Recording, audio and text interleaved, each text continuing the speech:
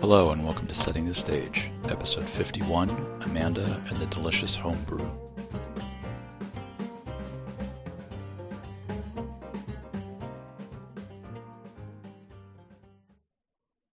Today I'm here talking with Amanda about her wonderful world, but before we get into talking about all things D&D and all that stuff, who is Amanda outside of D&D? Hi, I'm Amanda. I am a mother of two, runner of D&D, participant in the nonprofit called Quelmar. Right. I dabble in helping out with a lot of their fundraising and cons and game running.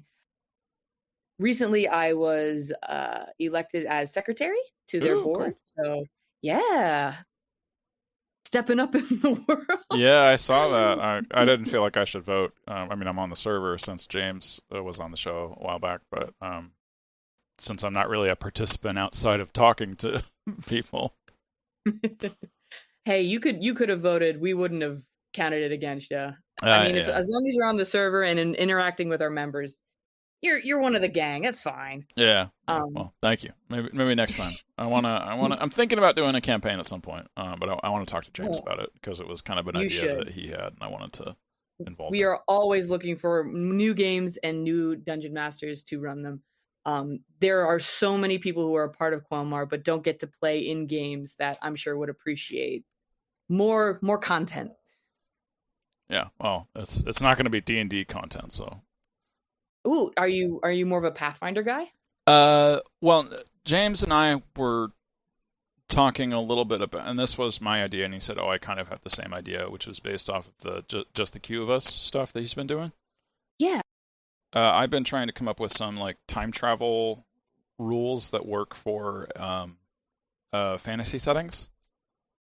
There's a gumshoe game called Time Watch, where the players, instead of just being like a story that's about time travel, like Back to the Future, where there's a time travel car and he goes back in time, and then he has to go back to the future.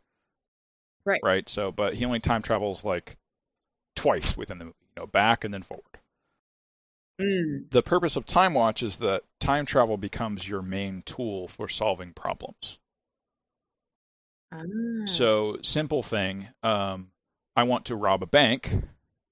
I will walk into the bank. I will, at between 9 to 5, I will time travel to midnight, and now I'm in the bank when it is closed. Nice. And that's a simplistic version of it.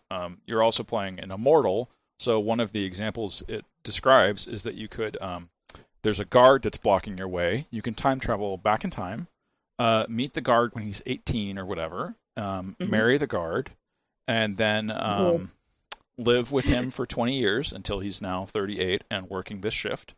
Oh my gosh, the ultimate long con. Yes, you come in, give him a kiss, and say, "Sweetie, can I go in?" And he says, "Yes, of course," and then you abandon him and never see him again. Oh my gosh, that's so terrible, but awesome. Okay.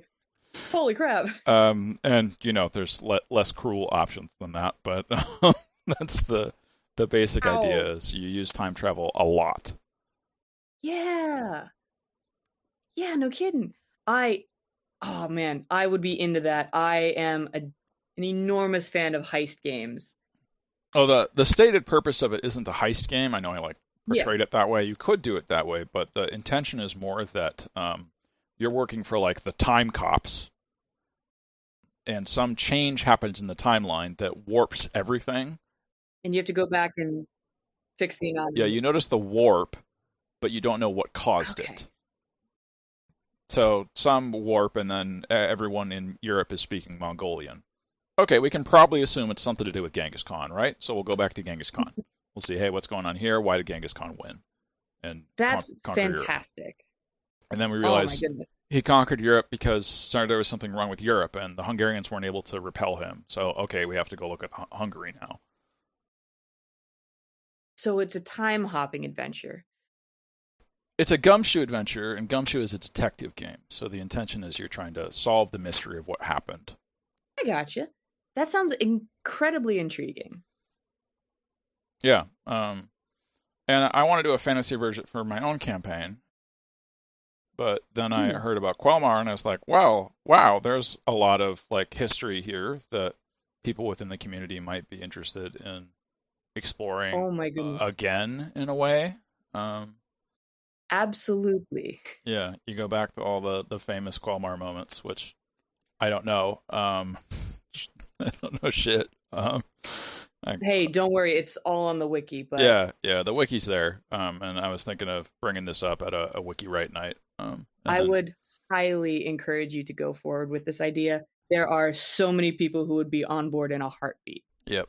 So my thought was I could work with James because he's got all of the primal knowledge to feed off of. Yes, he does. And also expressed an interest in doing it, so then we can sort of co-DM on it. Sweet. Again, that sounds awesome, but if you did like a live stream of that or turned it into like some sort of like actual like public game, I would be interested in that too. Yeah, I was thinking it like the nature of it is that you could even have you can basically play whatever character you want because you can just say they're from an alternate timeline. Yeah. So like you have a favorite character from when you were first playing in Quelmar, sure, pick them. You're good. You're all set. You got a background, a history that makes sense, and you were recruited into the time cops at some point, and all set. Jake, one of the other board members, and I postulated of a mega game with all of the members of Quelmar that has a similar theme to that, except that whatever changes they made in the timeline, if they made a mistake and botched it during the game, it would split and they would have to face the consequences of what they did in that timeline.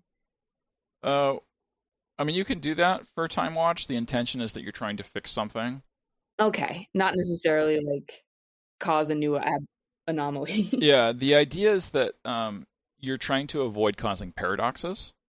So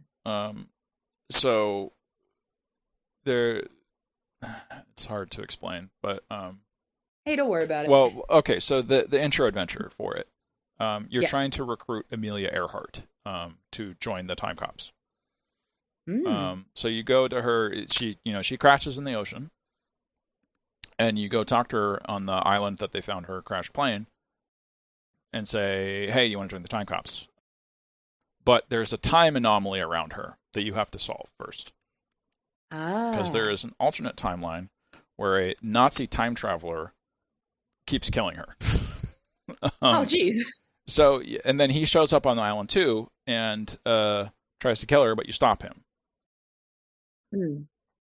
But then there's still an anomaly, so you have to investigate, and you go investigating, and you find out that the Nazi time traveler is actually kind of has also been time traveling around, but you killed him on the island when he was like 60 years old, and then you run into him in the past, and he's 50.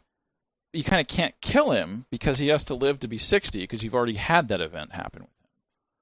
So you have to foil what he's doing without killing him. Cool. So or you can kill him, but then his past self before he was 50 will still be around. So you still have to solve the problems from when he was younger, and you also get paradox points because you have like health points and paradox points for your two like different health pools. Right. And if you get too many paradox points, that's also bad. Yeah. I'm getting way off a tracker for what I'm supposed to be talking with you about here. Yeah, sorry about that. But, I'm really interested though, but like we should get back on topic. Yeah. I should bring it up at a wiki right now. I just haven't yet because they're usually when I'm having dinner because I'm on the West Coast. Yeah, that's right. East Coast time. Let's go. Woo. Back to the regularly scheduled interview programming. What got you started playing D&D or other RPG stuff? Back when I was in college, a friend of mine was really into it and was like, we should start up a game here with our group of friends. And he did, and it didn't really go anywhere. He was, I don't want to say very controlling as a DM, but I have a specific memory of his DM NPC coming in to save the day on numerous occasions, which was not a great feeling. I didn't learn more about it until later. I was very new at the time. And after I graduated and went abroad, I kind of fell out of, I didn't play games for the longest time. After I came back to the States and got married, new place, new friend group, I'm like, let's give this a go again. And no one wanted to run the game, so I ended up beginning to DM, and I have been into it ever since. I am the forever DM. Got drafted into it like it always happens. Yep. Yep. You get drafted and then you develop a taste for it and you don't want to set it down. Yeah. I like being the DM more than being the player now. Right? I do like to be the tiny chaotic gremlin that I wish my campaigns had. Oh, yeah. Like the one who always starts stuff and pokes the thing they're not supposed to poke.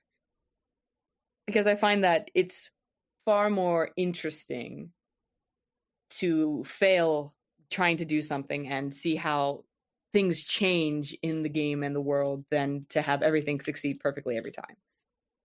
But that's just me.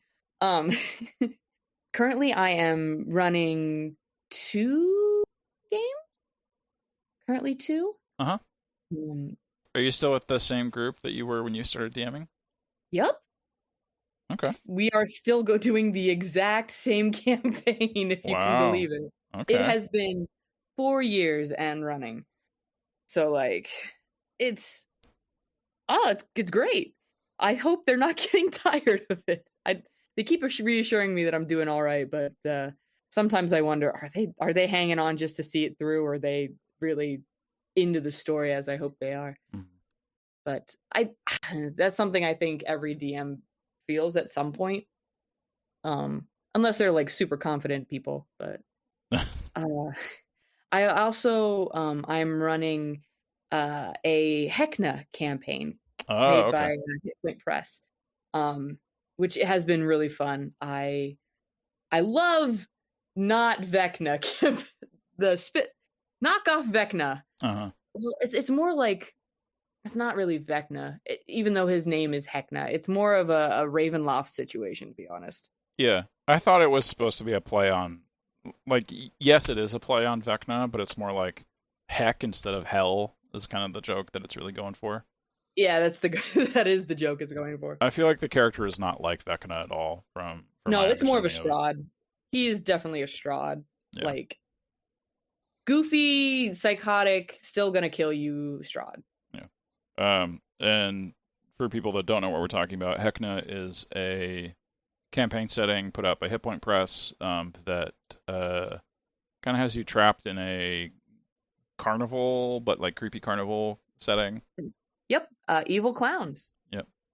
And mind-sucking parasites. It's fantastic. Yeah. Highly recommend. I have heard lots of good things about it, so yeah, I guess I can't personally recommend it, but yeah, it's cool. Mm-hmm. And I've played Wild Beyond the Witchlight recently. Mm-hmm. Well, not recently, but I'm also playing in another homebrew campaign. Well, that's more like, he's doing a very interesting thing, is where he's taking 3 different campaigns and like taking modules from them and shoving them together. It's really fascinating, and he's doing a really good job at it. Okay. Currently, we're running through a version of the Red Hand of Doom from 3rd edition that's been modded for 5th. Classic, yeah. And he's also letting us, he's planning for us to do the Rod of 7 Parts. Oh, I've done that one. You have? Nice. Yep. We're only 3 players, so he's giving us high level. It's going to be a high level version of the campaign. Yeah. I just did the last section of it. When I did it, I brought that into my campaign for a little bit. It was fun. Oh, sweet. Did it turn out right? No. Oh, no. No. I think the adventure was actually fine. It's just that my players didn't like it very much. They didn't connect with it. Probably because it was just the final one instead of all of them. And, I don't know. No, I get that. Can't all be winners. Yeah. Oh dear. What got you into Quelmar? My best friend actually. She was part of the group that I got started with D&D and took to it like duck to water. Mm-hmm. And if you can believe this, she joined Quelmar before I did and was really into it and brought me to a few games. And that's how I kind of got into it. But she herself was so integral to the community after a while that she is now president of the Quelmar organization. Oh, is this Mercedes? Yep, it's Mercedes. All right, I thought it was. Okay. Yep, we have been best friends for over 20 years. So, Oh, that's sweet. yeah, it's awesome. I would not be where I am without her. No, it's really great having relationships that last that long. Oh, for sure. Yeah. You want to talk about your world now? Sure. Where should I start? Just What's the name of your world? like, are we talking the world, like the mortal plane, or are we talking just like what I've been calling it to my players? I use different things depending on what sounds the best. Some people don't have a name, so I end up having to come with one on my own based off of the interview. Other Okay. people have an official name like Earth or Gaia, whatever, something like that. And Okay. other people sometimes don't actually have a name for their world, but they have a name for the campaign. So Ah, whichever one of those feels like the most like strongest connection you have is probably the best one.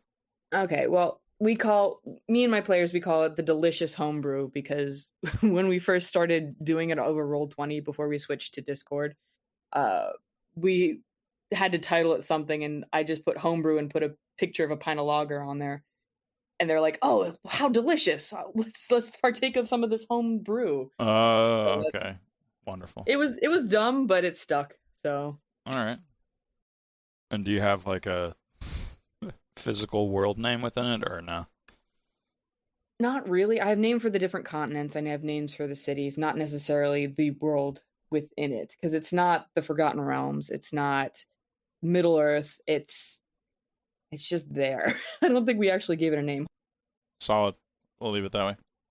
Well, I'm curious. Like, what was your creation process for it? Well, all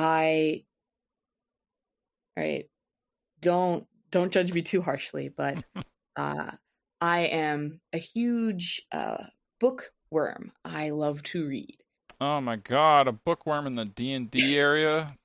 Get out. No, Uh-huh. no one would ever have known. No one would know. Um, I remember when I was much younger, like in middle school, I read this high fantasy novel about a world saturated in magic, divided up into magic world and magic less world called the mundane world.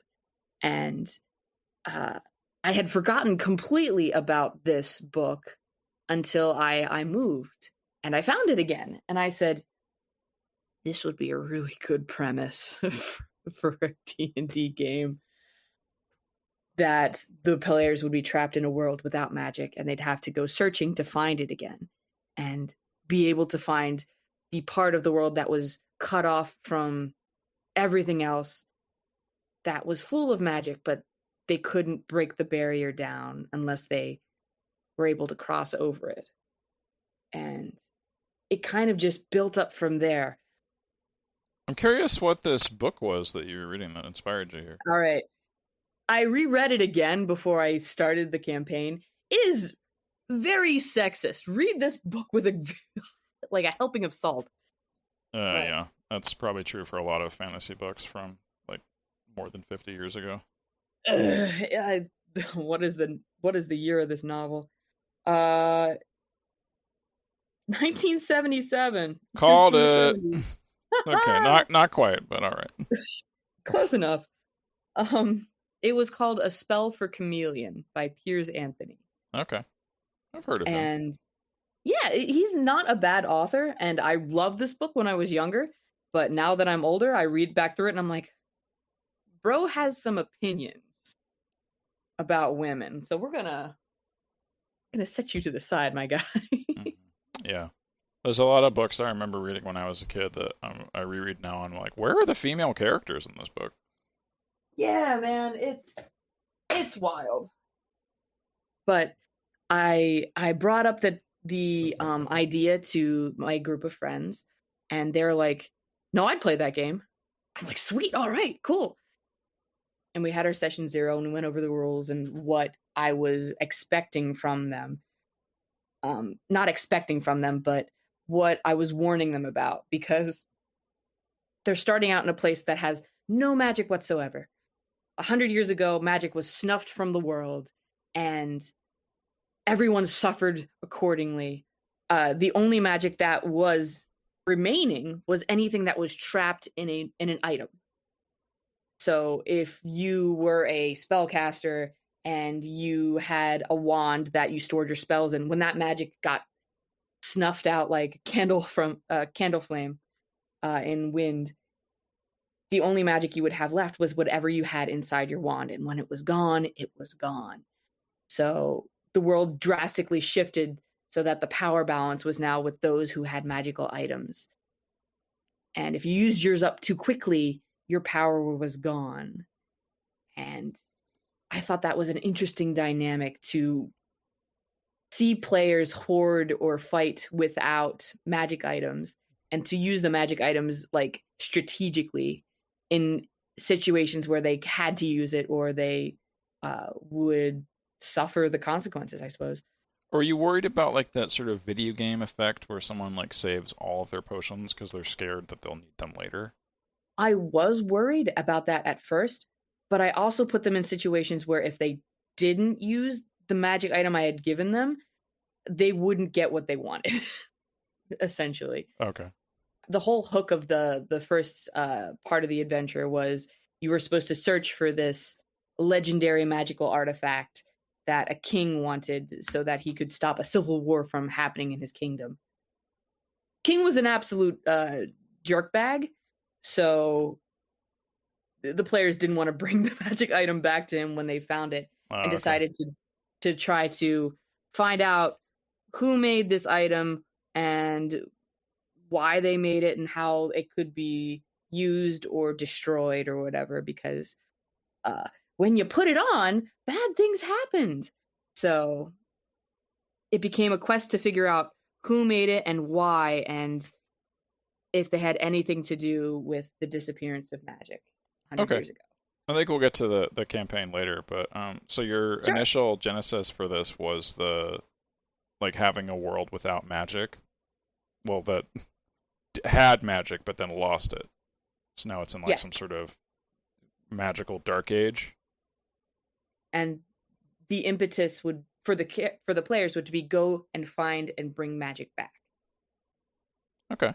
Or that's their goal, I guess.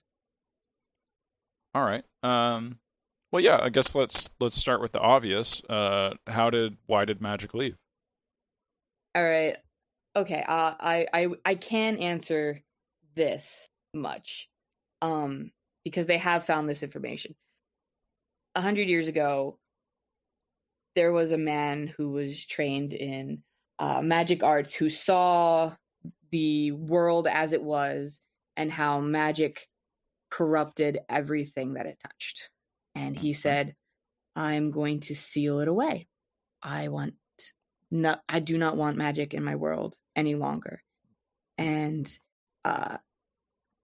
he couldn't do it on his own power, because what man can stop magic from existing? So he conspired to seal or steal the deity who is in charge of gates, the boundaries between the planes and between the worlds where magic flowed freely. Oh, right. Okay, because like magic has some connection to the inner planes within the standard D&D cosmology. Okay. Mm-hmm. And when those were sealed and cut, magic shriveled up and died. All right. So, yep. Mission accomplished. Mission accomplished. However, in sealing the deity responsible for the portals, the doorways between the planes, and what he sealed the deity into, magic began to leak again. Slowly over time, decades, there was a place without magic and a place with magic that he had to seal away from the rest of the world. Okay, so there's like a physical continent that magic is leaking into through the portal. That's right. And the said continent has been sealed with an amazing force field of my own design and hidden away with some powerful illusion magic. No one has it recorded on maps. No one knows where it is. It's gone from the realm of knowledge, except from old, crumbling ruins of libraries on top of volcanoes. So to react to this problem, this guy is still alive somehow, and also is still using magic to make a giant force field and illusion and erase history. Yep. So he's not practicing what he preaches, shall we say. Nope, absolutely not. Okay. He is using magic to erase magic. All right. Well, as long as we understand the hypocrisy. All right. He's a huge hypocrite, and my players want to kill him, and it's amazing. All right. Oh, good. That's a compelling villain. And it's not like hypocrisy doesn't exist in the real world as well. So. No. I mean, his motives might have been pure once upon a time, but the means to get there have not been pure. So. Yeah, it reminded me of that there's a Superman Justice League Flash comic where Superman and Flash are talking, and Superman says, "Hey, we should get rid of guns, because we both have super speed. We could just go around the world in like a day and pick up all the guns and throw them into outer space." And Flash says, "Yeah, we could do that, but we could also remove like cigarettes. Cigarettes kill more people than guns. Why don't we do that?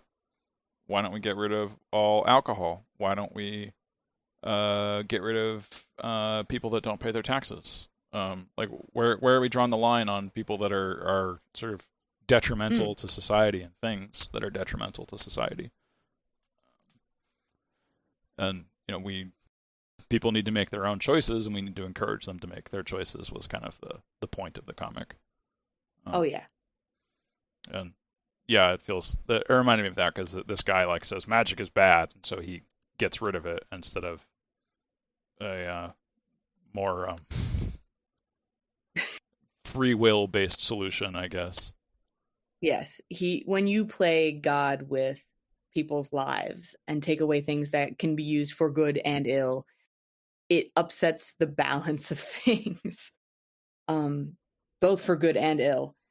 But to claim that you have the power to do that and that your motives are clean is very pretentious, very not cool, man.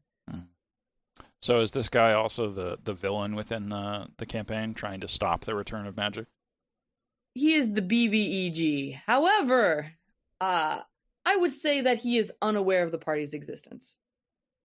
At this time. At this time.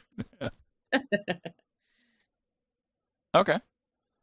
Which is an interesting dichotomy because I have made him to be pretty powerful, but the fact that he doesn't know that they are coming for his head definitely puts the ball more in the player's court. And are they trying to maintain that secrecy? Or is it just like sort of happenstance? It's kind of happenstance. Okay. Because the way that I've built this villain is that he doesn't see himself as a villain, as all good villains do. Right. So he says, "I will sequester myself. I will contain this magic. I will keep it from leaking out into the wider world and destroying what I've built. I will do this. It is my burden to bear. I will separate myself from society," that sort of thing. Okay. Yeah, because he's the only magic user left, theoretically. So he wants to have his... I'm the murderer that killed the last murderer, and he wants to take himself away to jail. The self-righteousness of it all. Uh-huh. Okay. But presumably he has some alarm that's going to go off at some point, and then he's going to come out of his self-imposed prison and for sure. Kick some butt. Absolutely. It's like I will not use magic unless forced to use magic to kill someone with magic. Mm. Like, it's incredibly hypocritical of him, but like, that's how he is. And how does magic stay in the magic items like you were talking about? Why weren't those also cut off? I feel as though, and this is my personal ruling for this world, when you seal magic into an item with either a elemental gem of power or you seal the spell inside of it, that magic item acts as its prison to keep whatever magics are contained inside to be used how they are intended. The ambient magic that is used to form and cast spells from the ether all around you that has been cut off no longer exists. So whatever was trapped in that magic item that can't escape can be used and focused.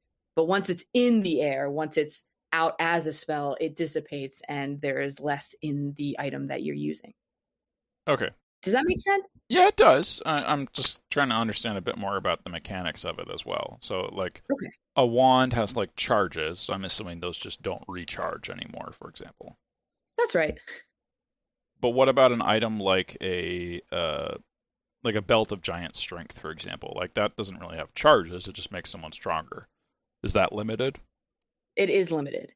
Limited to uses, or if it is broken in combat, I would say. They found a belt of giant strength, which was already broken. If you put it on, you get this giant strength, and if you take it off at any point, it breaks. Like, it's only use is one, I suppose. Okay. They haven't really come across any items that are specifically like that. I've been careful, but the more uses it has, the more fragile it might be. There are some items where if they used it too much, or if they took too critical a hit while they were using the item, there was a probability, like a 1 in 10 chance that it would break. Mm-hmm. The chances went up the more that they used the item. That makes sense. I guess I wanted to put a scarcity on magical items. Yeah. That does seem like it's a very much how the campaign was designed, is that you have scarcity on magic in every way, really. Mm-hmm. And there's another type of magic item I was curious about for this was, there's other examples, but the decanter of endless water. That one, I think the intention is that it functions as a portal to the plane of water, which mm-hmm. presumably is not working at all. So items like that are just cut. They don't work. That's right. Or if they had any water stored in them, they would have one shot and be done. Well, that one specifically, it's only so big, so. Yeah, so one of them did find a ring of create water. It was set with an elemental stone, and once that elemental stone had been used up, it cracked and the ring was useless. Okay. And I guess connected to that idea of portals to other planes, extra dimensional planes, like a bag of holding, are usually treated a bit differently within the rules. Mm-hmm.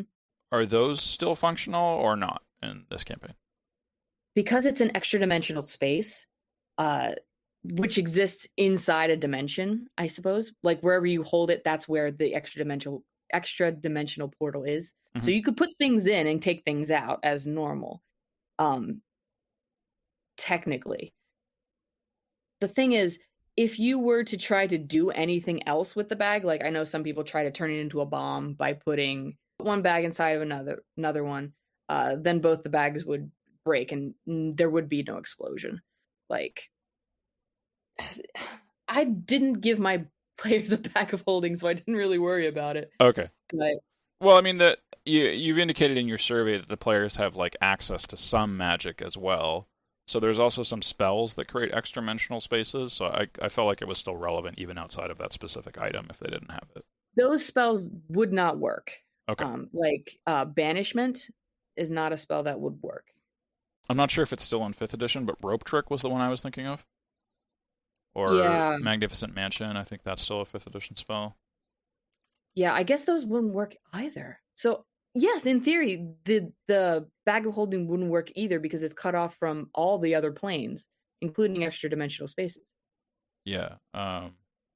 I believe the way they're supposed to work is that it's like a bit of the astral plane that's like cut off from the astral plane and connected to just this bag. Mm. Oh, like a pocket. Yeah. Yeah. I do not believe they would have worked in the magicless world. This is a good question. This is something I hadn't considered because I didn't intend to give them either of those things. And I did have a rogue in my party for a short time, but they quickly they multiclassed into artificer and then left the game. So I don't. Okay. Have you read the Bag Wars saga from Knights of the Dinner Table? I have not. Okay. It's kind of an out there thing for possibly read, but the basic premise is that a bag of holding actually is a portal to another dimension where the stuff in the bag is like just under this hole in the sky, and you could potentially walk in this featureless plane to another bag of holding and come out over there. Kind of like the monster, the Bagman.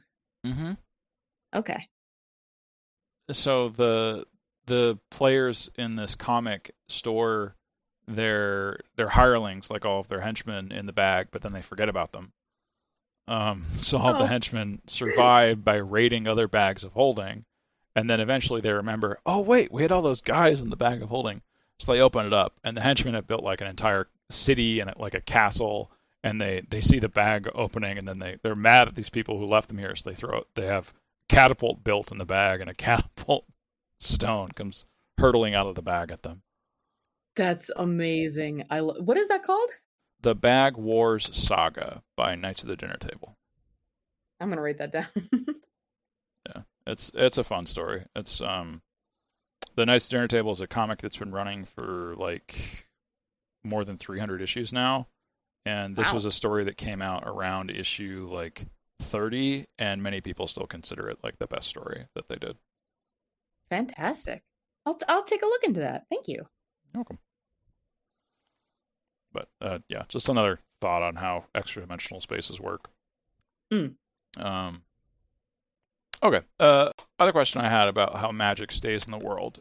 So magic items we kind of discussed already. Mm. But then D&D also has like magical monsters, dragons being the biggest example. Oh yeah. And places and people somewhat, but we'll get to people later because I feel like you said magic unlocked at some point for these people. So yeah, let's. What about monsters? How do dragons work now? All right. So, in the case of magical beasts and beings, let me paint a picture for you. All right. There are two different types of magical creatures: creatures who use magic, and then creatures who are defined by magic. Right. For example, a dragon can use magic, but it's still a dragon. Right. But there are also elementals who, of nature, are magic imbued into an element.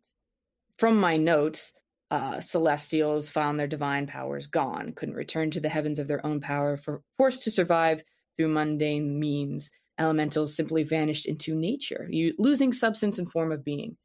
Fae found themselves powerless, unable to return to the Feywild, hiding in the deep forests of the world, fearing which they could no longer control.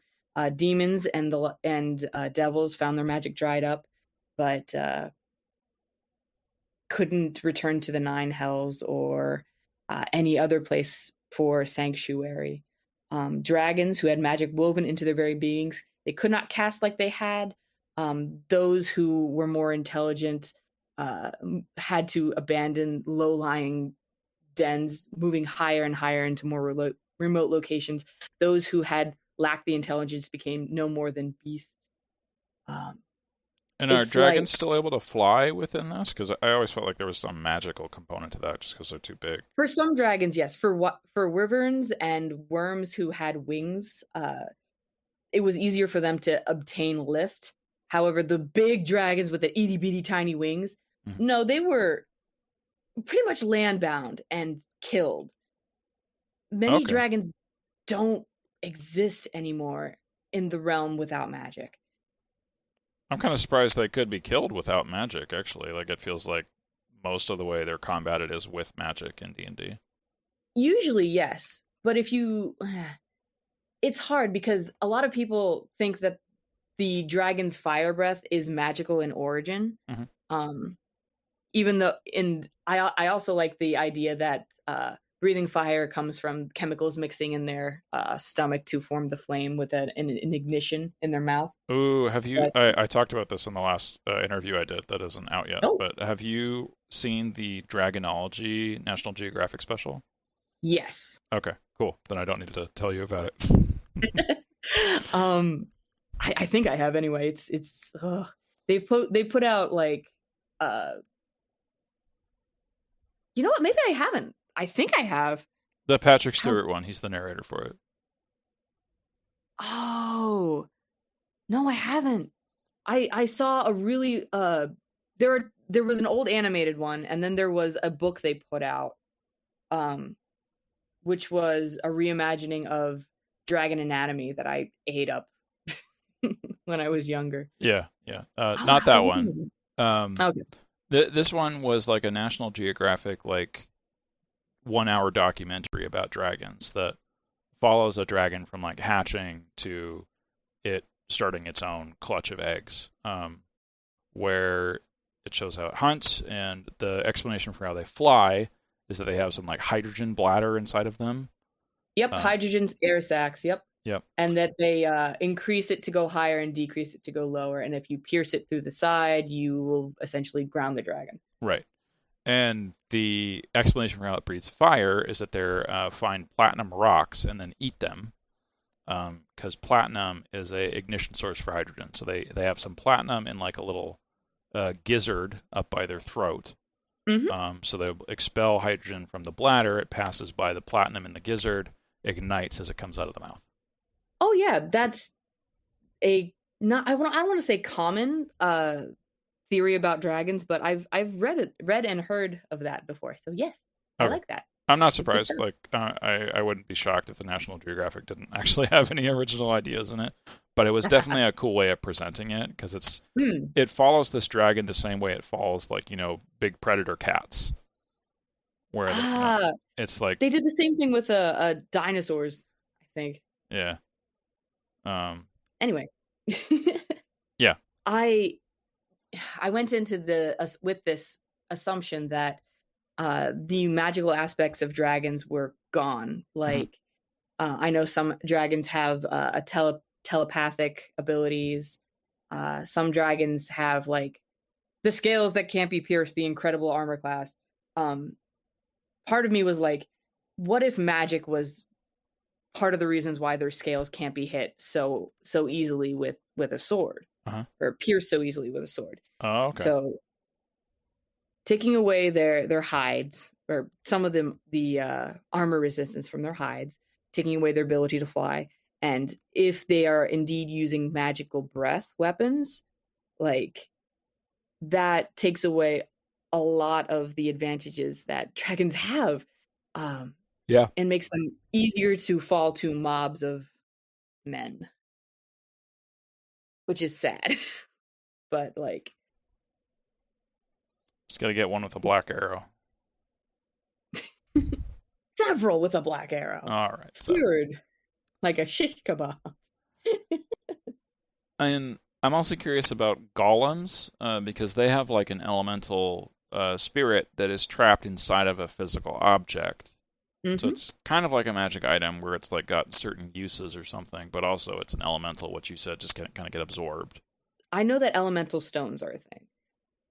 If an elemental is trapped inside, say, a ruby for a fire elemental. Yeah, you mentioned that water one before, yeah.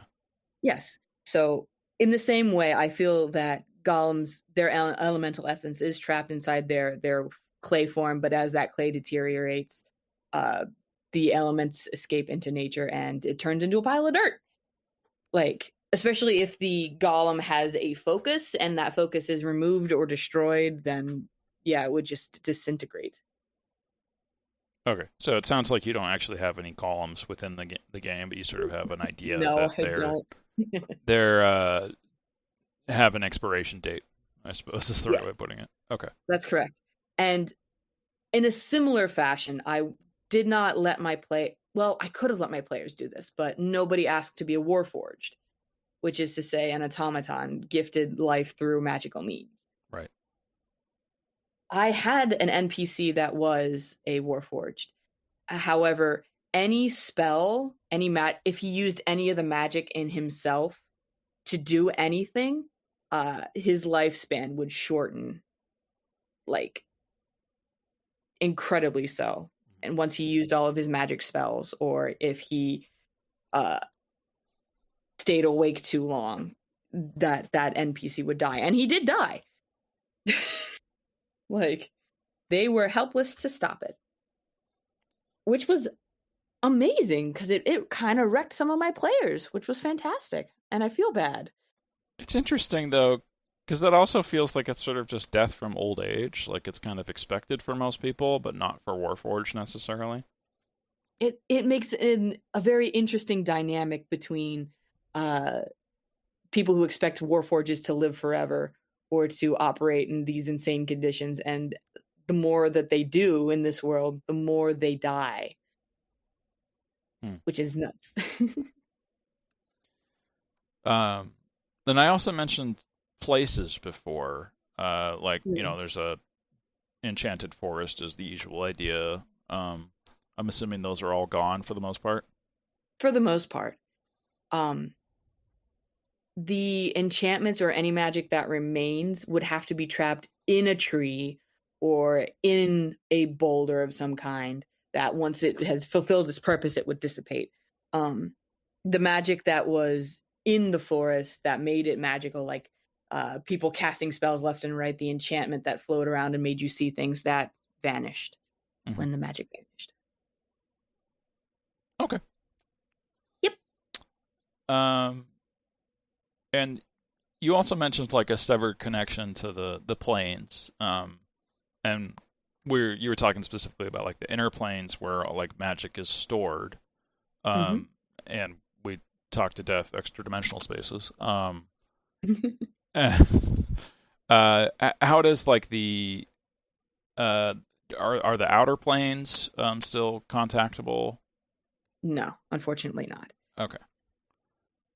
Because magic does flow to the outer planes as well. Like, as far as I'm of my understanding, the weave of magic through all the planes, as long as they're all connected. And the ethereal plane, because that's one that isn't exactly separate from the material plane. It's kind of like overlapping. So are like ghosts still in the ethereal plane, but now they just can't cross over at all? That's correct. I have referred to the ethereal plane as limbo a few times, where if you have died and you are trapped there because your soul has to go drifts to the ethereal plane, but you can't get anywhere else. You are stuck there. All the souls of the dead are essentially in limbo, trapped in a place they can neither see, hear, nor breathe, and it's excruciating and terrifying. Oh, great. Okay, so everyone that's dying in this period just gets stuck as a ghost? Is that what's happening? Not even as a ghost. They can't get the magic to form a specter. Oh. They're just without form in constant torment. Okay, so they're kind of just like a little spirit that's stuck in their body? Not even in their body, somewhere in between. The places between the planes that have been sealed, I suppose. Okay. Because usually that's considered to be like the astral plane as the space between planes. You usually would think it was the astral plane. It should be the astral plane, honestly. Well, people also talk about like the far realm being the space between the spaces, kind of. So. Well, wherever they are cut off. They cannot return to their bodies. They cannot go to wherever they need to go. They are trapped, and it's bad. All right. That was a great session when my player figured that out. Woohoo! How did they figure that out? Well, the first quest that they have to go to get that legendary artifact, if you remember, I mentioned at the beginning, it was a crown that gave you the powers of a god. Okay. Little did the players know that there was a celestial trapped inside the crown, and he would twist the mind of those that wore the crown and tried to escape. In possessing one of my players, they killed another player and made a bargain with the deity in the crown. Save my friend, and I'll break the crown for you. Okay.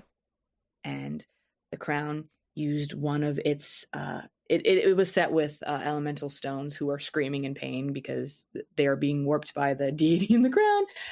One of the stones cracked, and they used that magical power from the elemental to bring this person back with a revivify spell. Okay. Which was terrible, because for that time being, while he was dead, he was in the place where there is no place, and he was having a bad time. All right. I'm curious what like consciousness would mean in a place like that. Sound but no voice. I have no mouth, but I must scream type thing. Yeah, I'm an awful person. Okay. I feel like that story is a bit different because there's an actual torturer in that scenario, but still, I get the idea. You're kind of stuck somewhere with a knowledge of passing time, but nothing. Correct. Being sent to a white room for however long until someone gets you out. So the outer planes are also cut off from the material plane. Are they cut off from the inner planes or each other? They are cut off from everything. Okay. Each is an island in an abyss. So every plane is cut off from every other plane. Yes. Oh, okay. They're not gone. They're still there, just inaccessible by other planes. Okay. I wonder if that would cause any problems once they're hooked back up for any of the planes. Oh, yes, it will. Okay. Which is what my players are going to have to deal with if they fix this problem. Yeah. So I'm just thinking of the Blood War specifically and how that would interact with that. Oh my gosh, it's going to be terrible. An actual truce in the Blood War. That's crazy. We haven't talked about that in game at all, so I'm kind of like, I didn't plan for this part yet. I don't know, like you don't even necessarily have to have the Blood War within your campaign, but I'm just thinking of the standard D&D cosmology and how that would work with it. And the ramifications of it, yeah. So all the gods are cut off as well, is that right? That's right. And subsequently, any clerics or paladins that draw their power from a religious order, that don't work no more. Even though paladins mostly draw their power from oaths. Yeah, in 5th edition. Yeah. But warlocks included, sorcerers included, everything sucks. All right. And like, because gods don't talk to people anymore, they felt abandoned, and there has been a lot of temple burning. Yeah, I mean, I read that in your survey, and it got me thinking, like, with this cutoff of technology, like magic is basically technology, and that got me thinking this like Dark Age route, where definitely, yeah, the Dark Age was kind of a time where religion was threatened and came up with a response to it within Europe of we have to Christianize these people, they're going to kill us. So they Christianized them, and then the clergy was safe, but they still killed everyone else. But at least the temples stopped being burned. That was the point, and that part worked. So I get the, like, you're not helping us anymore, we're gonna burn everything down, loot the temple, because why am I going to give you offerings if you're not going to do anything for me? Because D&D has like real magic power, so there's a lot of like transactional religions is the Yeah. assumption. Like you bring an offering and then the priest, fixes your broken leg in an instant or blesses your crops. Then your crops actually grow because they actually bless them with like real magic that works instead of. And yeah, and if you're not doing the thing that I paid you for, why are you even here? So the part of that I'm curious about is that like it's religion provides like this transactional relationship within D&D, but it also is presumably still a like pillar of a community. Yeah. So in a time of crisis, like communities often come together around these community pillars.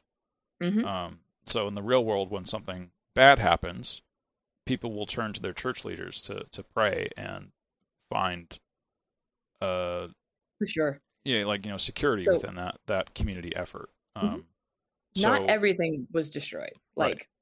there was lots that were, but there's always going to be like the people who have secured themselves into the community so much that they don't even think about tearing the temple down. They just don't go. Like it depends. Like they've been to a town where they had a pretty good temple, even though it had been vandalized and like was starting to crumble. The people there were still part of the community who were trying to save the town from an mysterious illness. Which, boy, were my players angry at me. Anyway. What did you do? They went on a merry goose chase and they found the source of the poisoned waters, and the guy who did it ran off before they could catch him. Oh no. Yup, they didn't do things in time, so oops. Actually having a timer that's enforced in D&D, that's something new. It was more like they threatened him but didn't have any proof, so they went off to get the proof, and then when they came back, he had already gotten out of Dodge. I mean, they found him later and killed him, so that vindication or whatever. But right, that's good. But in that town, the temple was trying to help the people. They had like a sick bay set up that like for those who were suffering from the effects of the poison, they were trying to tend to them. They had a magical item that would give healing water once a day as long as they kept it wet, like interesting, submerged in water.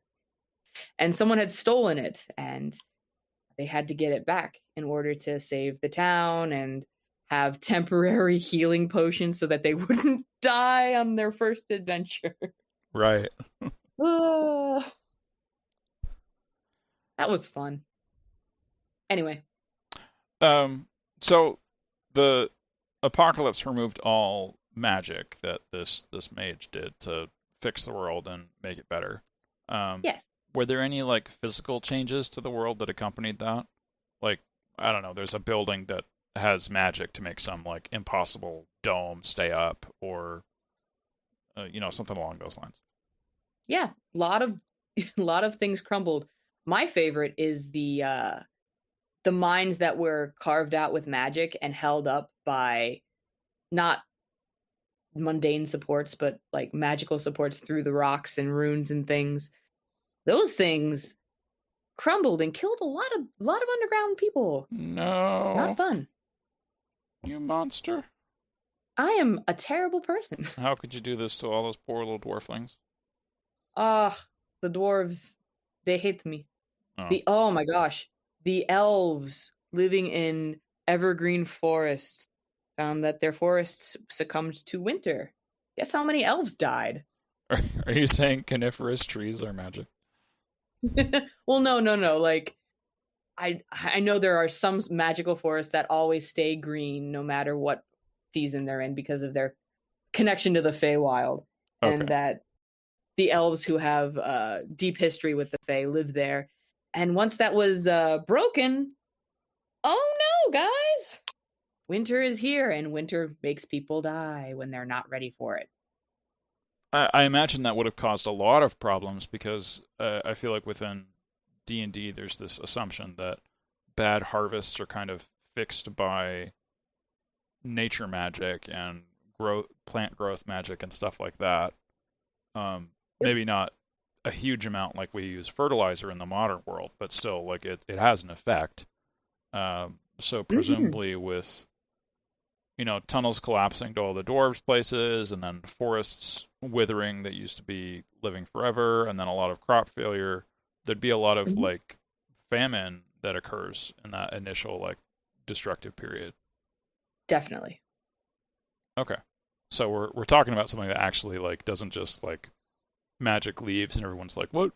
It's more like there's actual problems that are happening because of this. Yes. The ramifications of magic disappearing are more than just, oh no, that lich actually turned into a pile of bones. There's no magic holding him up no more. No, it's people's livelihoods everywhere were reduced to nothing in an instant. Mm-hmm. If your magic is such a part of your world that you can't survive a day without it, like if an EMP goes off in our world and the internet goes down and trade ships are blocked and we can't get our cars to work anymore, things stop and people die. Yeah. And it's horrible. And that was 100 years ago. And since then, it's the dynamic of the world has shifted and changed to the point where races and peoples have come together who would never think to seek help from one another before this. Like, racism is still a thing, but the promises and the treaties between, for example, a horde of orcs and a small group of elves have been forged because maybe they know how to survive better without magic because they only had one cleric in their like 30 years of their clan or whatever. Okay. Yeah. New alliances, reclusive races coming to seek help from those who knew how to survive with less magic than what they were used to. Okay, so 100 years feels like it's not really enough time for everything to stabilize after something like that. You would think that, right? Well, I'm just looking at like the Dark Age as an example. Like the Dark Age doesn't really stabilize into the medieval age until like 300 years later. Mm-hmm. If you're going from 470 to Charlemagne being the start of the medieval age, and like I think that's, God, I don't even remember anymore. 700s, I want to say. Yeah, you're right. I think that's about right anyway. Sure, whatever. And to be honest, I didn't really consider that when I was first making this campaign, but I figure that because people still had magical tools and items, that they were able to not work out a system of living, but they were able to use that little bit of time that was given to them to figure out how to do it without magic.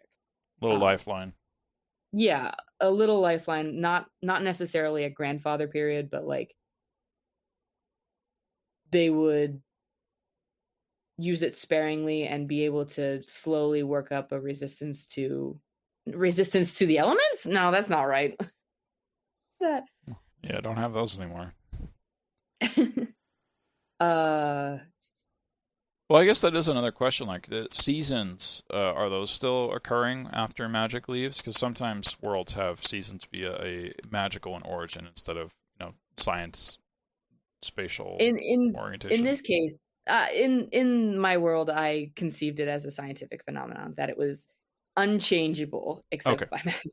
All right, gotcha. Something else you mentioned earlier about the lich crumbling and dying. I guess I was curious about this, but the answer probably is simplistic. What happens to undead when magic is gone? Oh, they're dead again. Okay, cool, done. Yeah, I thought that might be a pretty quick answer. Yep. But on top of that, curses no longer have an effect. Okay. So lycanthropy, you're just your normal self again. So okay. Not terrible. Hey, great. It's interesting.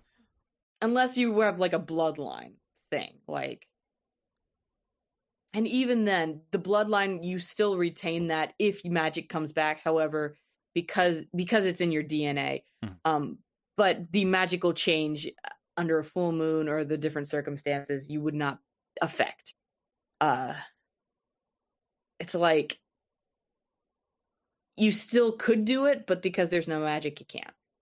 Unless like, or if you're just a regular, the vampire bit me. Now I'm a vampire. Well, not vampire, werewolf.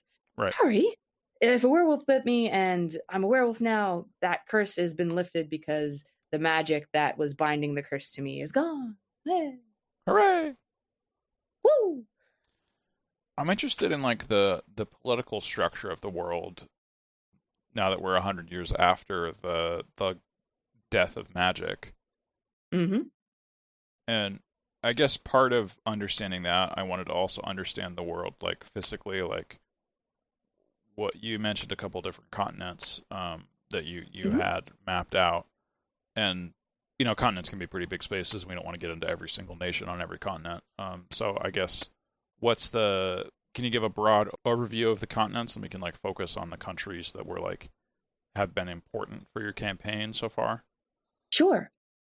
Known to the party are 2 continents or 4 continents at the beginning. Okay. Anyway, they know the continent that they begin on is Terrania, temperate and wooded with many mountains, warmer towards the south as they reach the equator of the world.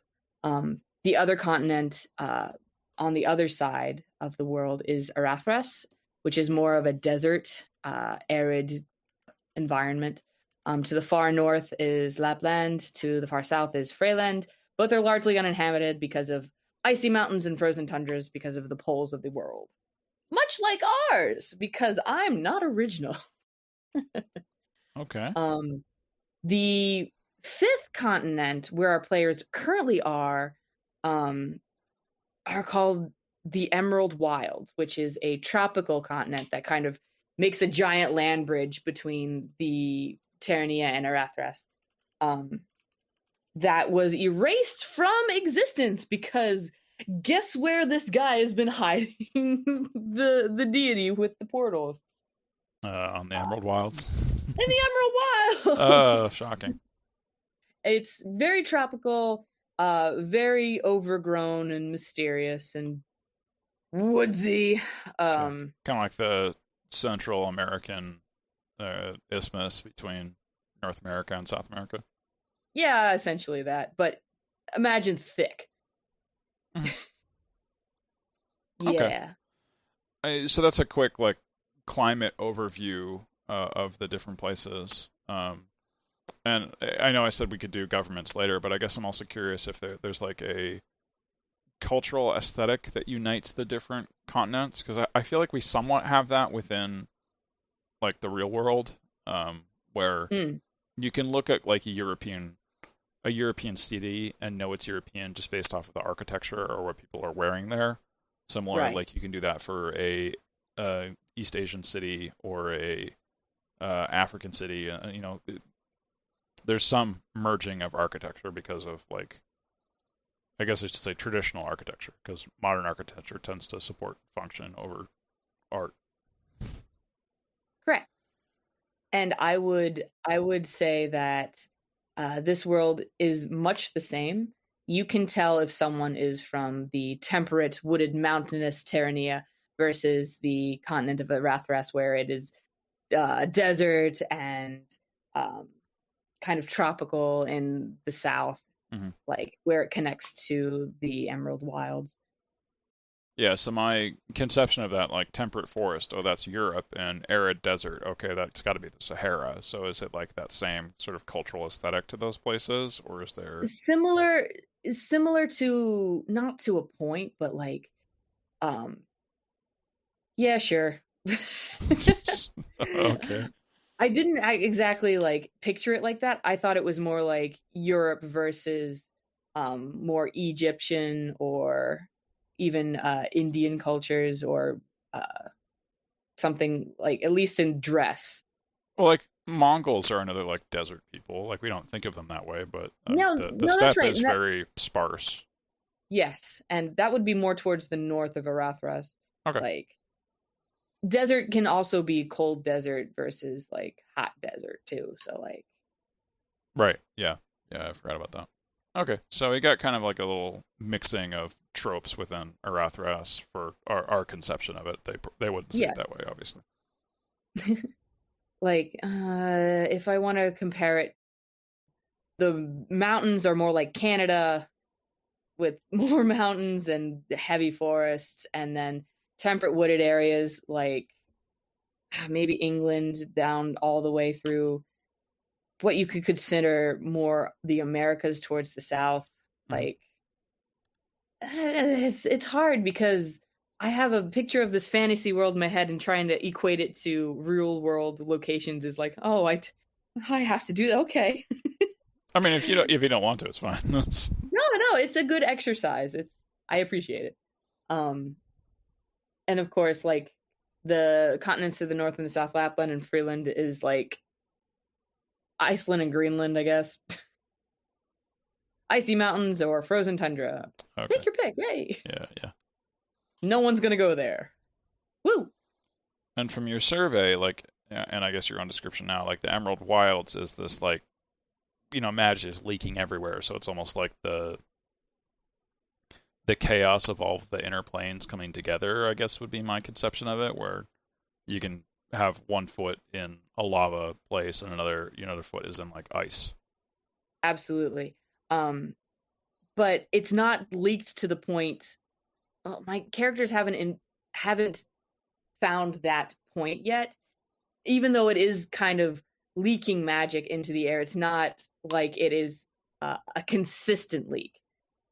If you are close to the wall that separates the boundaries between the mundane world and the magical area, you're going to find that, yes, magic abilities work. Wow, this magic item, it still works even though I almost used up all of its stuff. Wow, that's amazing. And then the deeper in you go to the source of the magic, the more insane things get with the mixing of magical types and how the weave gets tangled up.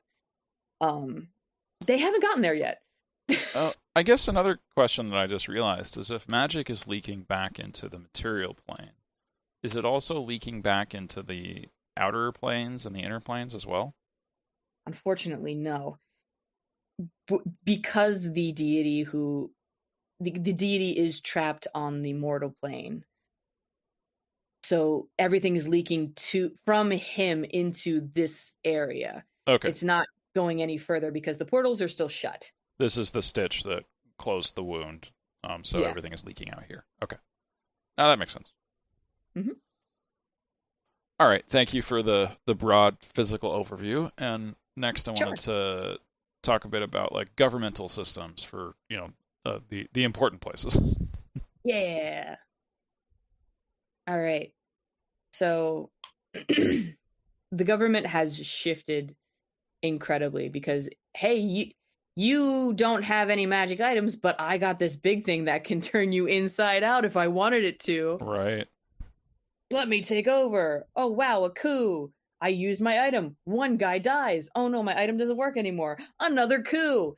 It's chaos. It was chaotic for many, many years, at least like 50. I want to say longer, but I have not changed it. It's still just 100 years, so we're going to say at least 50 have been the settling of what we're doing here, why we're doing it, how we can do it from this point.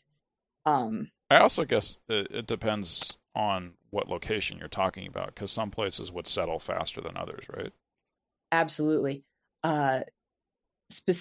Arathras had a worse time of it than Terrania. Most of the trade that was happening from that arid and dry continent was happening via portals to Terrania and to the wilds to an extent, because they were largely unpopulated. Because they were the wilds. No one went there before. not a whole lot of people went there except on expeditions and adventuring. Way. Right. I would say that Terrania definitely settled faster and had not things in place in case of this happened, because no one was prepared for it. But they had a greater range of people groups that would be willing to work with each other. Like Arathras has more, Terrania has more like wood elves and dwarves from the mountains and goblins and kobolds and orcs and things, like more people who are suited to a more temperate climate, I guess. Uh-huh. Because Arathras was more like, most of their civilizations were like planted on the coast, not a whole lot inland. It was, I want to say, a little more of a struggle to maintain a governing body. Yeah, when there's fewer resources, there's going to be more fighting over those resources. And that was the case. I want to say that the main races who are over there are Leonin and Tabaxi, humans to an extent. The lovely bug critters whose names I can't remember. Oh, geez, what are they called? Thrykeen. Yeah, there you go. Yeah, Thrykeen and other desert-dwelling species. Another one would be snake people. I'm sorry, that sounds terrible. Yuan-Ti, yeah, but Thank you. that's the official copyrighted version, so. Yeah. Yuan-Ti and Aarakocra, and because there was not easy travel between the two continents, the main racial groups on those continents stayed where they were and had to, like you said, fight for resources, which sucks. So was there a lot of like racial like divide, like, you know, the different races kind of becoming insular and connecting with each other rather than trying to band together? It was a mix of the two. At first, they definitely tried to do things themselves, I would say. But after a time, when you can't survive by yourself, especially like, for example, the dwarves secluded in their mines, they'd have to come out to get more resources. They can't live on the things that they have stored up because you just can't. Mm-hmm. Right. Deep inside a mine. The elves probably were first to seek help from humans and other races, because when everything is constant and unchanging for millennia and then suddenly everything changes, you're not prepared for it, it's shattering. It's a bit of a flip the script, because when you think of like classic high fantasy things, you think of elves as the upper crust, high tier. I know all the magic secrets. I look down upon every other race. Right. And you think of like goblinoids or goblins to be barbaric and always seeking to steal and thieve and do whatever to take advantage of other races. When magic disappears, it's like those races who don't have the access to high magics are suddenly the ones who survive the best. So more adapted to that structure for their society. Mm-hmm. And those who are able and willing to humble themselves to ask for help from races thought to be barbaric and backwards were the ones to survive first and form alliances. Okay. So where does it sit now? Is it still like some sort of, I guess for the places that matter, are they like kings, democracies, some sort of like elected republic where each race sends a representative? It's like that in many of the bigger cities, especially one of my largest cities called Ranenware. Races would have representatives on a council, and each part of the city has different guilds that are in charge of determining what happens in their city and pooling their resources to work everything together. You should pull up the notes for that. I love Ranenware. Oh my gosh. Yeah, tell me more about Ranenware. Let's do a snapshot on that one. Sounds good. All right, cool. it's a great city set in the plains, in the Midland part of Terrania. Biggest city on the continent because the surrounding farmlands and forests fall under its jurisdictions because of the elves and the halflings that had been tending to those places coming together to form an alliance. This city actually did not fall during the magic collapse. It was founded by a dragon way, way, way, way, way back then, a silver dragon who took a liking to the people and put his bloodline into the leadership in this city. And when the magic collapsed, the wisdom that apparently was passed down through generations said, I'm going to bring these peoples together and pool as much resources as I can so that we can survive and our city won't fall, essentially. They had alliances with the elves, to an extent, the dwarves for trade, halflings, humans, orcs, hobgoblins, and yeah. Okay, so it's a fully functioning city. Yeah, it's like the people who, all of the towns that had been in this area before were abandoned, and everyone like moved to the city to work together at some point. It wasn't perfect though, because like there was a falling out sometime in the history, in the last 100 years, between the race of orcs that felt that they were getting slighted because of the something from the bureaucracy who wanted to end the bloodline of dragons through the ruling class or something. But it's kind of a monarchy, but it's also like a council kind of situation where everyone has a say, and the king can be outvoted if enough guilds put their mind to it, I guess. Yeah, I feel like every like system of how power is shared has to have some sort of, like, you can't really have an absolute monarchy effectively, because like within the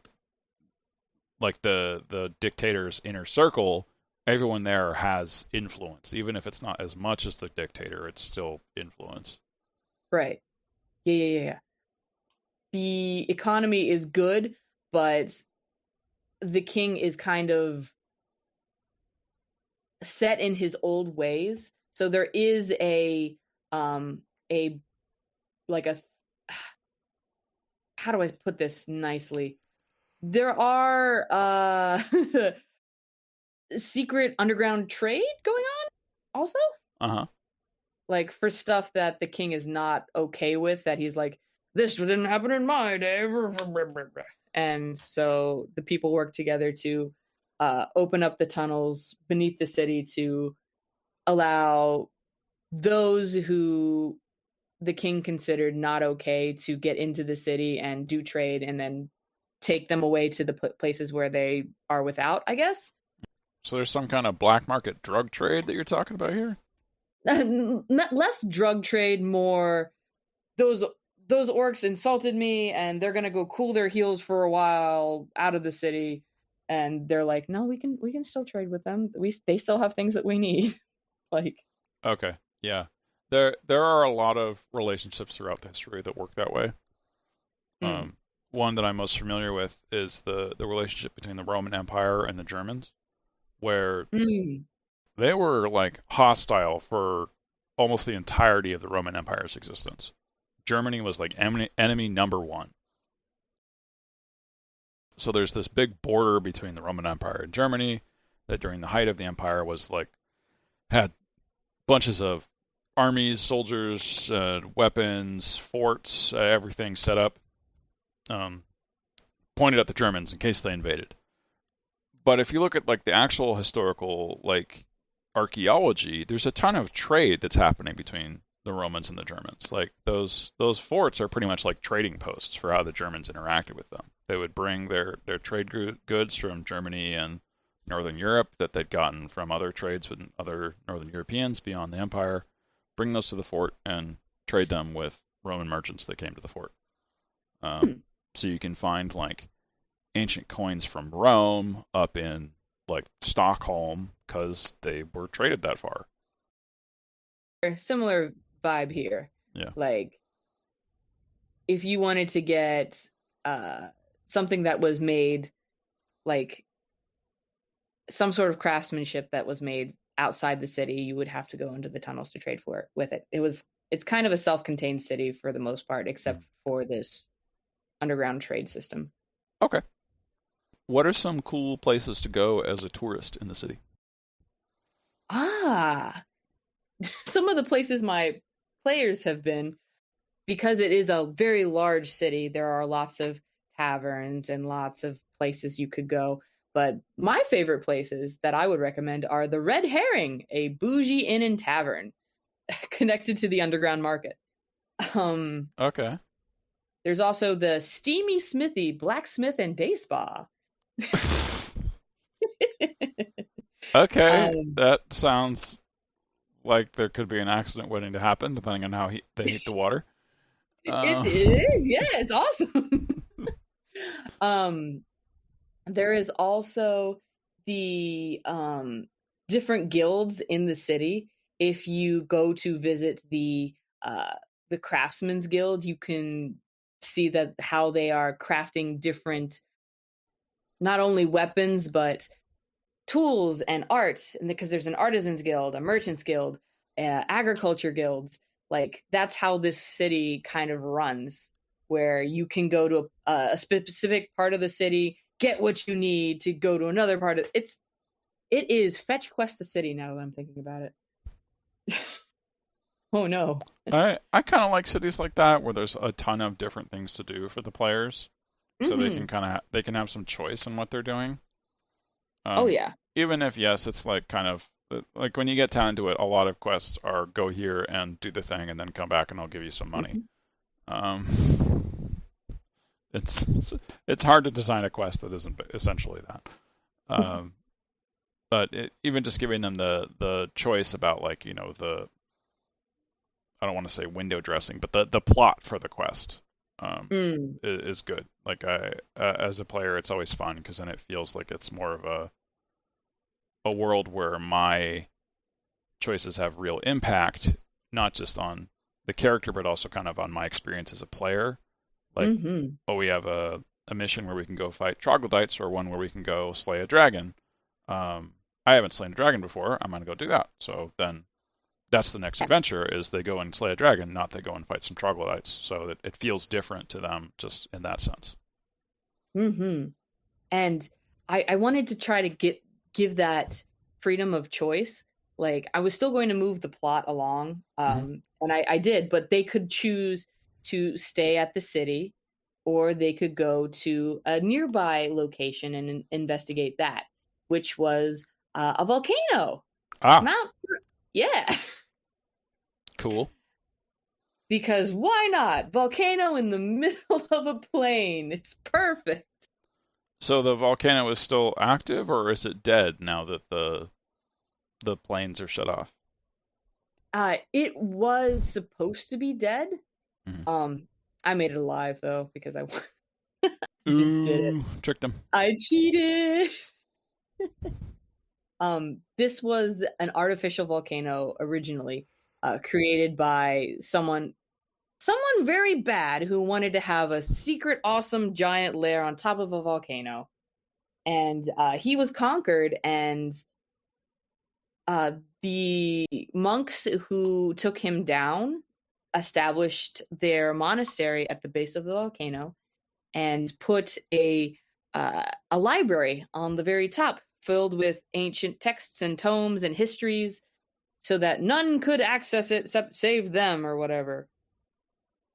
And I guess I just turned it into a real volcano instead of magically made one. I don't know if I missed the notes or whatever, but I did that. I am not a great I'm Well, not okay. following the rules of my world. Well, it can be both, right? So he used magic, and it's not Yeah. like he opened a portal to the plane of fire. Instead, the wizard that made it just dug a lava channel. Yeah, let's go with that. Yeah, just punch a deep enough hole into the earth, and there, boom, you've got a volcano. Perfect. Amazing. Excellent. So they could go investigate the library, or they could stay in the city. And they chose to investigate the library, which was awesome because they got to fight a abandoned and trapped adult worm at the library. It was a bookworm. Oh, oh no. I mean like a dragon worm, but it's a bookworm. Yep. Oh God. What did your players do when you sprung that on them? They were like, Perfect. It was awesome. They fought it and they won, so things are great. And they Okay. got a lot of lore from that, but Yeah, it's always interesting when the reward for defeating something is a bunch of books, because it's tremendously valuable in universe, but it's kind of hard for you to portray that like without just like writing a whole bunch of books. And it's like, yeah, here you find these 5 books. You actually wrote these? What the hell? That's going too far. We don't have the time for that. I would have the time, but at the day that I did this, or the time frame that I ran this part of the adventure, I had a small baby, so I didn't do that. I paraphrased the books. It was great. Well, one thing I've seen other DMs do is they just like have a bunch of titles of books, and that can usually be enough, because a lot of ancient titles were tended to be rather descriptive, or I guess in some cases completely useless. A lot of ancient books were like the author's name, and that was it, because they wrote one book in their life and everyone just called it that. Or extremely descriptive title that describes exactly what's in the book in excruciating detail. Like the title is like a whole sentence. I had a random book generator that I found with 1,000 books in it. Oh, perfect. I let them peruse the shelves before the fight, and they were looking for books. The one that they were looking for specifically for lore purposes was in a hidden room where they found my Warforged NPC who had the book. And they had to defeat the worm and get out of the crumbling library that was falling into the lava. It was fantastic. And they had to cross a lava lake with whatever magic item they had found on their quest, which was not a lot. I'm feeling I'm like kind of a jerk. Pieces of like the Avatar, where they go into the desert library beneath the sands, combined with the Last Crusade, and from Indiana Jones, where like this the Last Crusader is there with the Grail, and also Shrek, where they're running away from the dragon. Yeah, that's different little that's a very accurate description. It's on a volcano. There's a dragon chasing them after him. They got to get away with the treasure, which is Fiona, but whatever. In this case, Fiona is an animated suit of armor. Even better. Yelling, "Do you need assistance?" Yeah, let's hear about the campaign. So it starts off with someone telling them that there's a fancy artifact that they want. Yes. It began because it was my first campaign I ever run. They started in a tavern. Because why not? Classic. Why not? Tavern time. They all met each other and introduced each other. They were there to meet with the king, who was going to give them a job to find this legendary crown to give them amazing godlike powers, because things were unrestful in the city that he was ruling, the city of Hearthhaven, which the characters went to once for the job and never went back to. All right. So, all of the side quests and other things that I had for that city are null and void. Well, sometimes you can just move them. Copy paste. But they were embroiled in this short adventure, or the short getting the quest. They were embroiled in a coup that failed because the king had some powerful magic item. They were taken to secret tunnels to escape the city because civil war had started to break out. They met a hot half-elf, because that's like standard for D&D games, I guess, at that time. Yeah, I feel like Baldur's Gate still kind of has that too. Yep.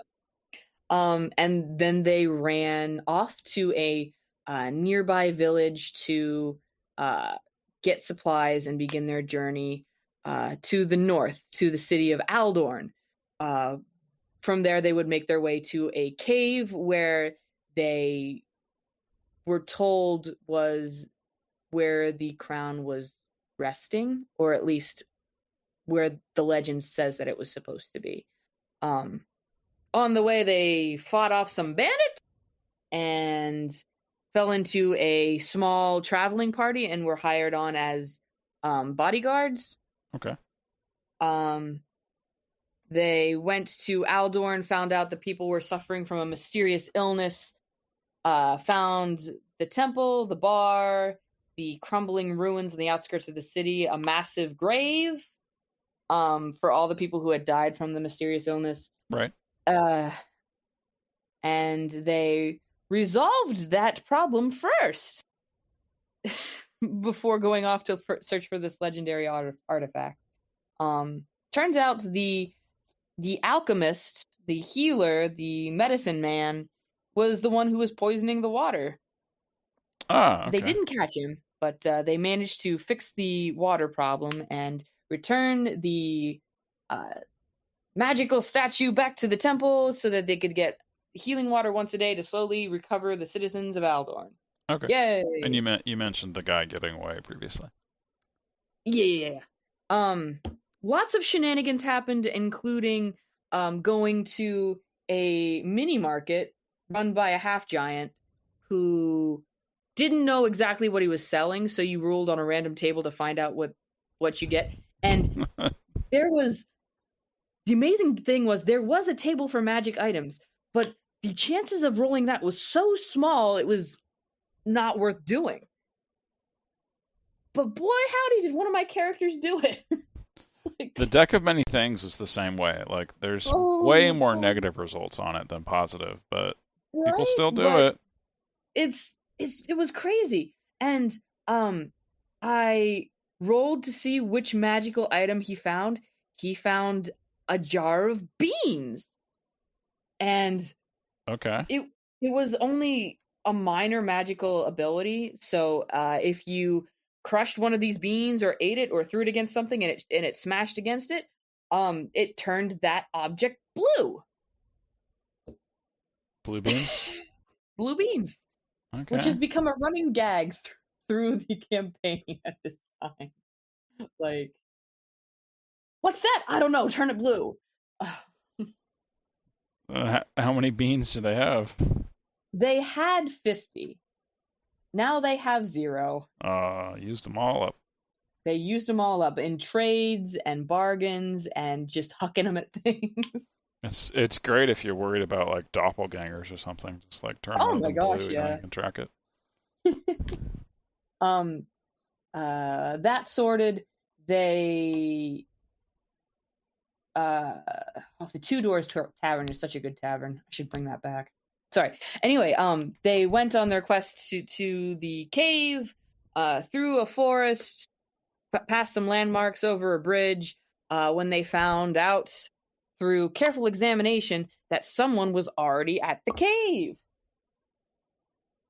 It seems that the king had hired another party to go in as not backup per se, but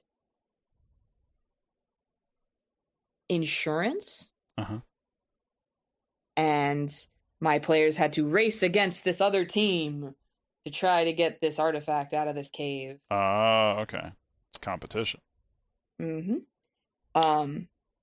They fight some Periton, which are not giant, but large flying deer creatures with wolf teeth. Mm-hmm. Yeah, I think they're based off of some Wendigo myths. Mm-hmm. Wonderful fight. Nobody died because there were 6. I have 6 players in my campaign, so it's how many things can I throw at them before it becomes ridiculous? Well, they don't have magic yet at this point, do they? No, they don't. Of my players, there were 3 martial classes, 1 half caster, and 1 full caster. That's 5. Who was the other person? A barbarian, a monk, a ranger, a bard, a rogue, and then another barbarian later on. Because he joined a little after the part that I'm telling you about right now. Okay. And I don't mean to derail it too much, but how does this work for like the sort of semi-magic classes? Like the monk has like key powers, which are pretty magic in how they're presented for some of them. They are pretty magic, but the way I figured it, because of his monk upbringing, some of the things he could use, like stunning strike. He would know where the pressure points is for different enemies, but it would be a roll to use. Like some I've heard of a magic system where you have to roll to cast, like regardless of whatever the spell is. So if he rolled above a threshold, he would be able to use his stunning strike. And this would be based off of, like, knowledge of the species that he's using and all? Correct. Yes. Okay. And then you said you had like a half caster and a full caster as well. The full caster was the artificer, which I'm not quite sure. The bard. Oh, the bard. Okay. Yes. Yeah. Yeah, how does that work? Like, it feels like that's full on magic there. She struggled. It was a lot of charisma checks and trying to do things without magic. Okay. And she had a weapon. She had a sword that she bartered off of another guy. It was not fun for her sometimes. Like, she's also really heavy into RP, so she was okay with it. And I told her they knew going in what this was gonna be. Right. So she just had to grin and bear it. And I felt bad. Okay. I gave them opportunities to get more magical items. Not to the point where it got ridiculous where they could buy them at any store, but for her backstory, she asked if she could have one magic item with a limited number of uses, just to help her out because she is a full caster. And I agreed. So her magical instrument doesn't have spells attached to it. It's just imbued with magic that every time she uses it, she breaks a string and it becomes less useful, I guess. Which worked out pretty well because she didn't use it all that often. She was very frugal about what she used her magic on, which I appreciated. Okay. Anyway, they found the magical item. They found the other party completely dead, betrayed by the leader of that party. They went in, they found the crown in the hand of one of the traveling companions they had traveled with earlier. Oh, wow, a betrayal? What? Oh, no. They tried to accost her. She had one magic item on her, which was a portal ring, which worked, and she was about to escape, but they managed to pull her back through, cut off her arm, and steal the ring from her. So they have this portal ring that they do use later on. So they have the ring and the severed hand, and the lady's gone, and they're fighting the bad thing that's supposed to be protecting it. They get an additional magic item that has, well, not magic item. They don't know it's a magical item. They stuff it in their bag and they continue on back to Aldorn. They decide not to take the crown back to the king. In response, the king puts a warrant on their heads. So there are people out to kill them. Woohoo! And so they begin their journey to try to figure out what to do with this crown. They put it on, like I said earlier, get possessed, almost kill a guy, bring him back, and then they decide to destroy the crown. And to do that, they decide to go up north to the dwarves in the mountains, at the city of Khan Morngren. Long trip on the way. They might burn down a city by accident on purpose. Which is they absolutely burn it down on purpose. Don't it? It was a time. Make it look like an accident. They were run out of the town, or what was left of it. They make it up to the dwarven city that is a cobbled together in the on the peak of a mountain, where lots of races come together, and they have made a very complex ladderwork of pulleys and hauling apparatuses and steamwork tunnels, pipes and things. Uh-huh. Oh, it's so steampunk. It's wonderful, because there is a river at the bottom of a valley, like a crag cut in the mountain, that they're able to use for trade, and that's how they sustain themselves. And it's beautiful. They meet with a dude who tells them about a hammer, that they have to go into the mines that they had formerly abandoned because it was too dangerous to be in there without magic. So they have to go in the mines and get the stuff for the hammer, bring it back out, and break the crown. Which they do, and don't die, but take like 3 points of exhaustion. It's great. This is the Sparks Note versions. I hope this is okay. I'm going pretty long. No, that's good. Sounds like they're close to getting what they want. And you're right. They take the hammer and the crown to the city. They put it on an anvil. They crack it open. Out comes this deity, this Solar, who proceeds to absolutely kill everyone. Amazingly, though, one of my characters, the Bard, has this portal ring, and she uses it, but she forgets to take it off, because the ring itself turns into a portal to go not between planes, just to another location. I don't know if I specified that earlier. I didn't, but I specified it now. Okay. They drag the Solar through the portal. She loses a finger.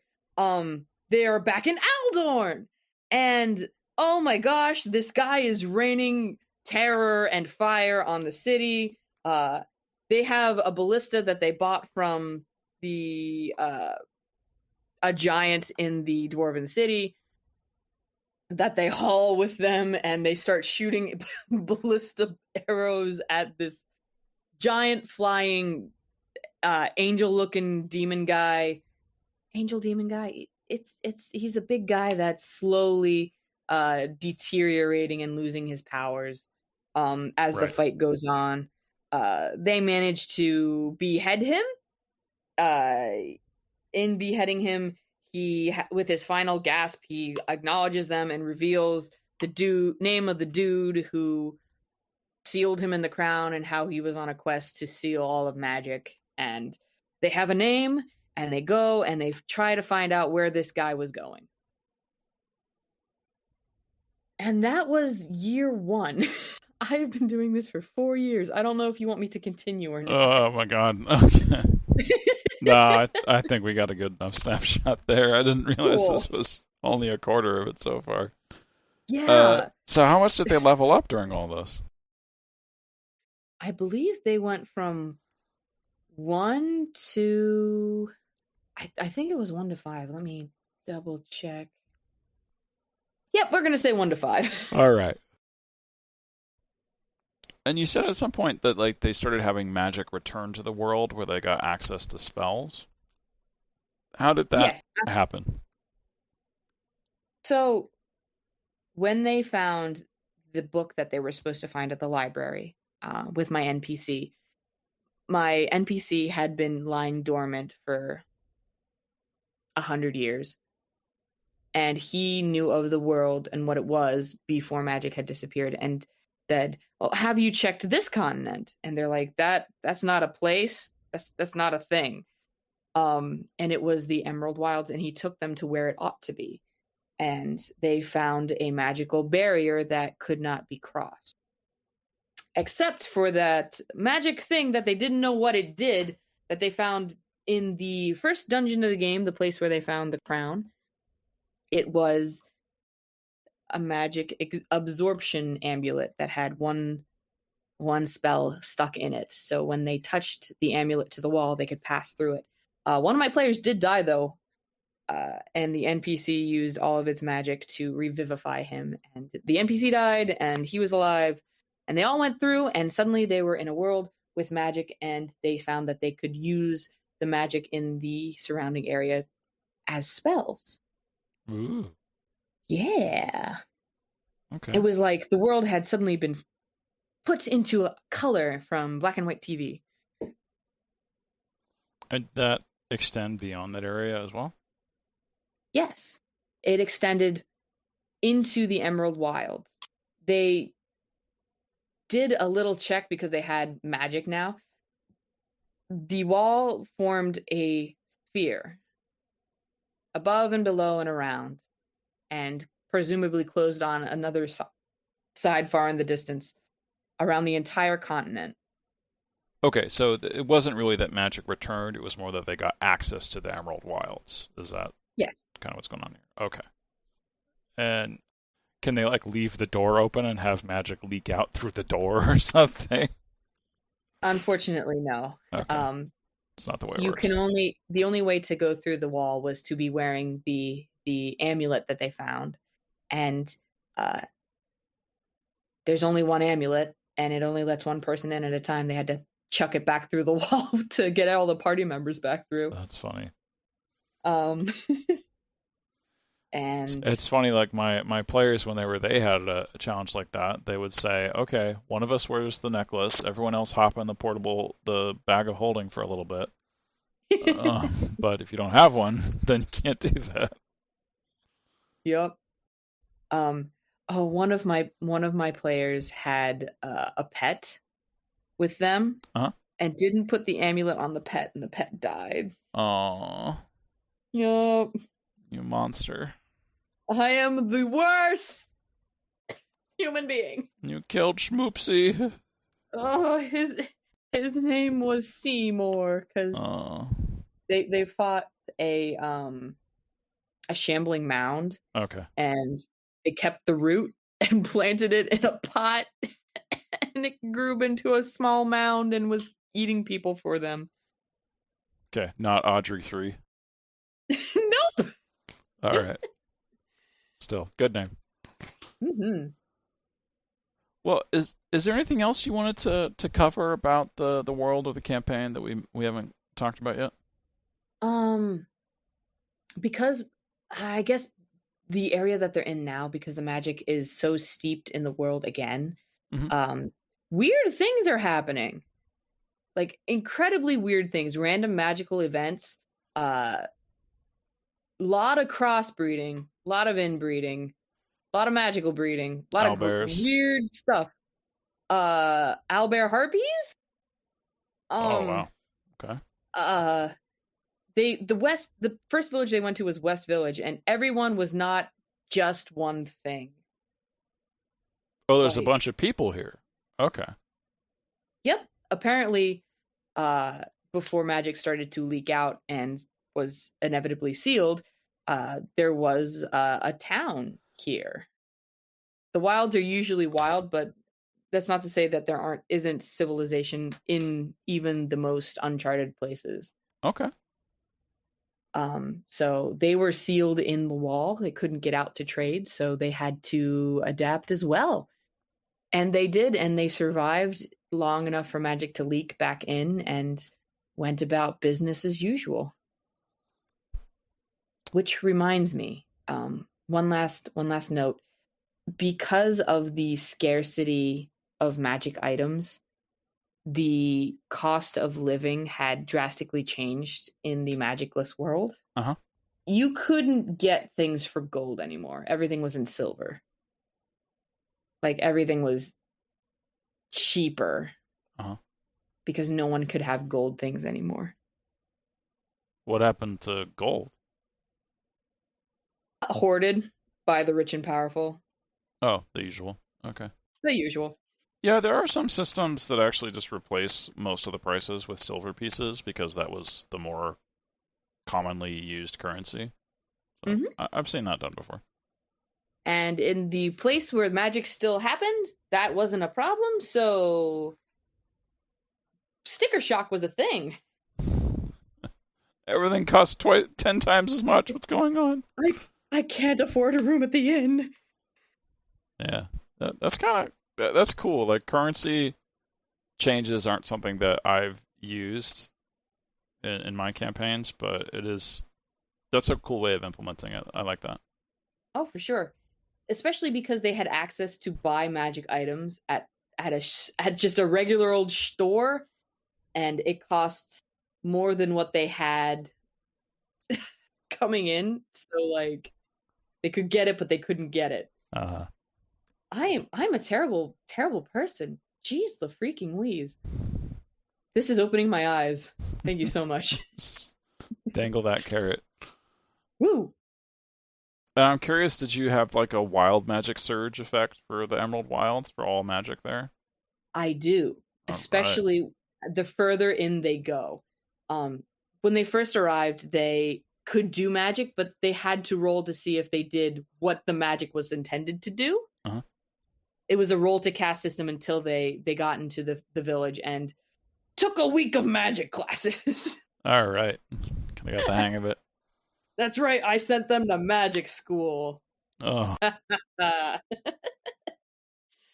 It was totally voluntary. They could have ditched and just went headlong into it, and I'll be honest, because they took the week to do it and sat through classes, not in game, but like character wise, I let them, once they had finished, I let them take the magic initiative feat free of charge. So they had extra spells when they went into the wild, which was fun. Because I'm totally not going to use that against them when wild magic is a thing. No, that's pretty cool. Anything else? Do you have any other questions for me? I think that hits most of the things that we wanted to discuss. Well, I always close out by asking if you have any advice for other DMs. So that'd be my final question.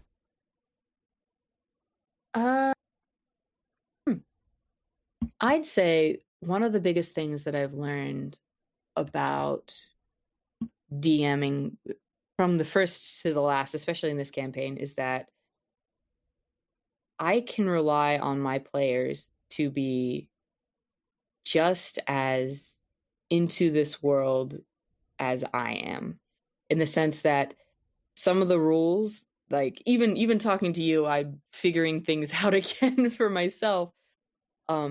But talking to your players and having them say, oh, this works because this, and this, or it doesn't work because this, and this, and saying, you know what, that's a great idea, and incorporating everyone together in a collaborative storytelling effort.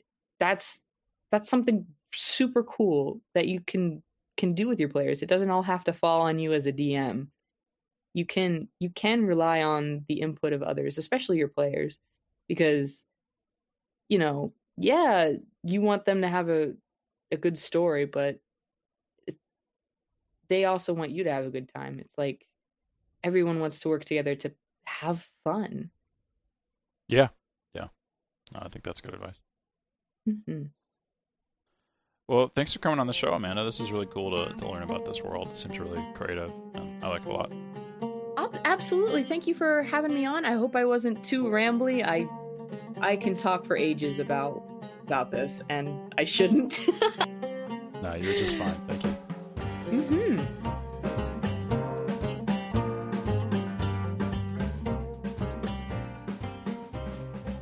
Thanks for listening. If you're interested in the Quelmar Roam that Amanda is a member of, you can find out more at Quelmar.com.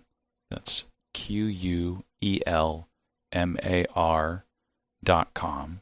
There's also a link in the episode description. And if you'd like to be on Setting the Stage, then please go to gocorral.com/SDS. That's GOCORRAL.com/SDS. Thank you for listening.